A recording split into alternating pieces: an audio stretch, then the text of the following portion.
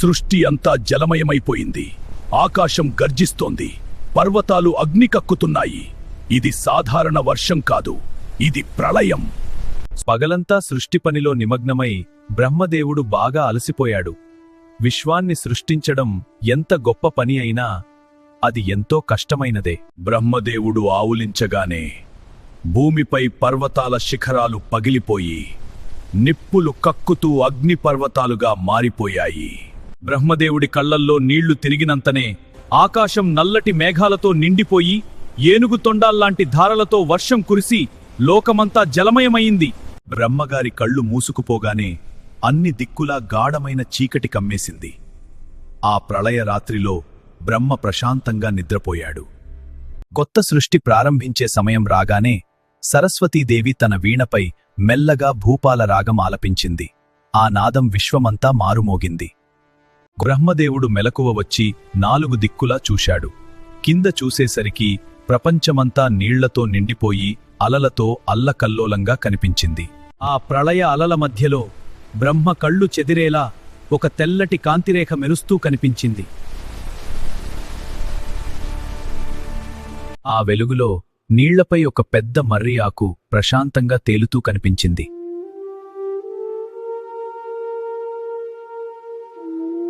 ఆ మర్రి ఆకుమీద చందమామలాంటి ఒక అందమైన పసివాడు తన కాలిబొట్టన వేలును నోట్లో పెట్టుకుని ప్రశాంతంగా పడుకుని కనిపించాడు. ఆ ఆశ్చర్యకరమైన దృశ్యాన్ని చూసిన బ్రహ్మదేవుడు వెంటనే కళ్ళు మూసుకుని ధ్యానం చేశాడు. ఆ పసివాడు ఎవరో తెలుసుకోవాలని యోగదృష్టితో చూశాడు. ధ్యానంలో బ్రహ్మకు ఒక మహా వింత తెలిసింది. ఆ పసివాడు సాధారణ బాలుడు కాదు, సాక్షాత్తు ఈ విశ్వానికే దేవుడైన పరబ్రహ్మ. కాని ఆశ్చర్యంగా ఆ బాలుడికి ఏనుగు తల ఉంది. చిన్న తొండంతో తన పాదాన్ని పట్టుకుని ఎంతో ప్రశాంతంగా ఉన్నాడు. ఆ బాలుడు 4 చేతులతో చంద్రుని వెలుగులా మెరిసిపోతూ ఆ ప్రళయ జలాల మధ్య ప్రశాంతంగా విశ్రాంతి తీసుకుంటున్నాడు. బ్రహ్మ ఆశ్చర్యంగా చూస్తుండగానే ఆ బాలుడు ఆ మర్రి ఆకు సహా ఒక్కసారిగా అదృశ్యమైపోయాడు. ఆ చోట నీళ్లలోంచి మెల్లగా ఒక పెద్ద మట్టిదిబ్బ పైకేకి లేచింది. అది మెల్లగా విస్తరించి నేలగా మారింది. బ్రహ్మ తన కమండలంలోని నీళ్లు చల్లగానే మొదట గంభీరమైన పర్వతాలు పుట్టాయి. ఆ గంభీరమైన పర్వతాల మధ్య నుంచి అమృతంలా నిర్మలమైన జలాలతో నదులు పుట్టి జలపాతాలుగా కిందికి జారుతూ భూమిని సస్యశ్యామలం చేశాయి. సముద్రంలో చేపలు, నేలమీద సింహాలు, జింకలు, ఏనుగులు, ఆకాశంలో పక్షులు పుట్టి ఈ భూమి జీవాలతో నిండిపోయింది. ఆ తర్వాత భూమిపై మహావృక్షాలు, పచ్చని అడవులు, పంటలు, ఔషధ మొక్కలు పుట్టి భూమి అందమైన వనమాలలతో అలంకరించబడింది. చివరగా బ్రహ్మక కమండలం జలాన్ని చల్లగా మనుషులు పుట్టారు. బుద్ధి, భావం, మాట అనే వరాలతో వారు ప్రత్యేకంగా సృష్టించబడ్డారు. ఇదంతా జరుగుతుంటే సరస్వతీదేవి తన వీణ వాయిస్తూ సృష్టిని ఆనందంగా చూస్తోంది.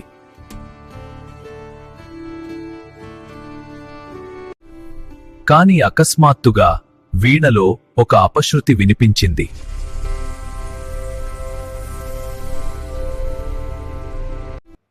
ఏమైందో తెలియక సరస్వతీదేవి ఆశ్చర్యంగా కిందకు చూసింది.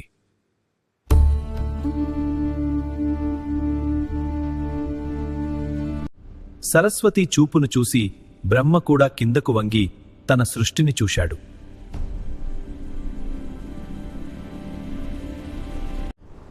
కింద చూసిన బ్రహ్మకు భయంకర దృశ్యం కనిపించింది. పర్వతాలు తలకిందులుగా మారిపోయాయి. చెట్లు తలకిందులుగా మొలిచి వాటి వేర్లు ఆకాశంలోకి చూస్తున్నాయి.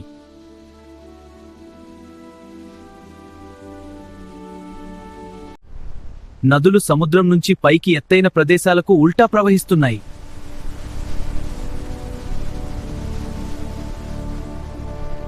ఆకాశంలో ఎగరాల్సిన పక్షులకు రెక్కలు లేక అవి నేలమీద దొర్లుతూ ఆకాశం వైపు చూస్తూ విలపిస్తున్నాయి. తలలు లేని జంతువులు 3 కాళ్లతో నడవలేక పడిపోతున్నవి, నోరు లేక అరవలేక బాధపడుతున్నవి. బ్రహ్మ సృష్టి వికృతంగా మారిపోయింది. మనుషులకు రెండేసి తలలు, కొందరికి వెనుకవైపు తలలు, కొందరికి ఒంటికాలు, కొందరు చిన్నగా, కొందరు మహాకాయుల్లా పుట్టారు. వికృతాకారంలో పుట్టిన మనుషులందరూ బాధతో ఆకాశం వైపు చూసి ఏడుస్తూ బ్రహ్మను నిందించడం ప్రారంభించారు. 4 తలలున్నా నీకు బుద్ధి లేదా బ్రహ్మదేవుడా? మమ్మల్ని ఇలా వికృతంగా ఎందుకు పుట్టించావు?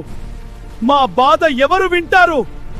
ఆ అరుపులు విని బ్రహ్మదేవుడు ఒక్క క్షణం నిలిచిపోయాడు. 4 ముఖాలు గిర్రున తిరిగాయి. 8 కళ్లలో ఆందోళన నిండిపోయింది. ఎందుకు ఇలా జరిగింది? ఎందుకు ఇలా జరిగింది? అనే బ్రహ్మ ప్రశ్న విశ్వమంతా ప్రతిధ్వనిస్తూ మారుమోగిపోయింది.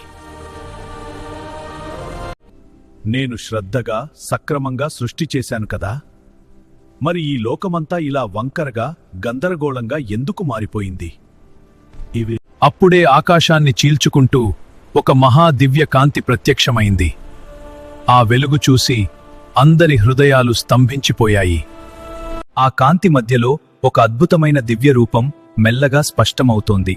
ఆ రూపాన్ని చూసిన బ్రహ్మకు ఆశ్చర్యం, భక్తి రెండూ కలిసిపోయాయి. ఆయన ఏనుగు తలతో, 4 చేతుల్లో పాశం, అంకుశం, కలశం, పరశువుతో నిలబడి ఉన్నాడు. పున్నమి చంద్రుడిలా వెలుగుతూ ప్రశాంతంగా బ్రహ్మను చూశాడు. ఆయన తెల్లటి ఉత్తరీయం ఆకాశంలో రెపరెపలాడుతూ ఆ దివ్యమూర్తి ప్రభావాన్ని ఇంకా మరింత గంభీరంగా చూపిస్తోంది. మహానుభావా, నువ్వెవరో తెలియని అజ్ఞానిని నేను. దయచేసి నీ గురించి, నీ మహిమ గురించి నాకు తెలియజేయి. నాయనా బ్రహ్మ, సంకల్పం వెనుక ఎప్పుడూ వికల్పం వస్తుంది. ఆ ఆటంకాలే జీవన పాఠాన్ని చెబుతాయి. ఆ విఘ్నాలను అరికట్టి మొదలైన పనిని పూర్తి చేయించే శక్తి నాదే. నేను విఘ్నేశ్వరుడిని, విఘ్న వినాయకుడిని. పంచభూతాలకే కాదు, భూతగణాలకు కూడా అధిపతిని నేనే, గణపతిని నేనే. నన్ను ముందుగా స్మరించి మొదలుపెట్టిన పని వంకరలు లేకుండా, విఘ్నాలు లేకుండా విజయంగా నిలుస్తుంది బ్రహ్మ. ముందుగా నన్నే ధ్యానించి సృష్టి ప్రారంభించు బ్రహ్మ. అప్పుడు నీ సృష్టి జగత్తుకు ఆదర్శంగా నిలుస్తుంది.